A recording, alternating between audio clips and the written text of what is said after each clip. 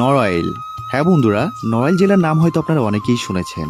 বাংলাদেশের দক্ষিণ পশ্চিম জেলাগুলোর ভিতর খুলনা বিভাগে অবস্থিত এই সুন্দর নড়াইল জেলাটি। নড়াইল জেলা আয়তনে ছোট হলেও এই জেলাতে বসবাস করে বিভিন্ন শ্রেণী পেশাদারী মানুষ।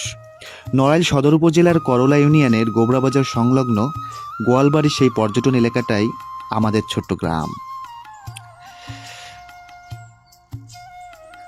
নড়াইল গৌড়াবাজার সংলগ্ন চিত্রা শাখা নদীর কূল ঘেঁষে রয়েছে কিছু জেলে পরিবার।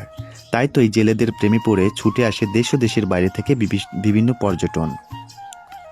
এখানে জেলেদের মূল আকর্ষণ হলো ভোদর এবং ফিশিং বোট আর এই নদীনালা খালবিল। আমাদের এই গ্রামের যদি উন্নয়ন কোনো প্রকল্প কাজ হয়ে থাকে তাহলে এই সুন্দর নদীর ঘাটটি, যেটা খুবই আকর্ষণীয়।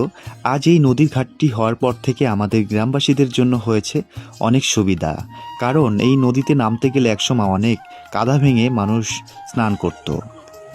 হ্যাঁ বন্ধুরা, এই সুন্দর বাধাঘাটটি উপহার হিসাবে পেয়েছি একমাত্র এই পর্যটন ভাই বোনেদের জন্য। তাদেরকে জানাই আমি অসংখ্য অসংখ্য ধন্যবাদ ও কৃতজ্ঞতা। হ্যাঁ বন্ধুরা, আপনারাও চাইলে আমাদের এই সুন্দর গ্রামটিতে ঘুরে যেতে পারেন।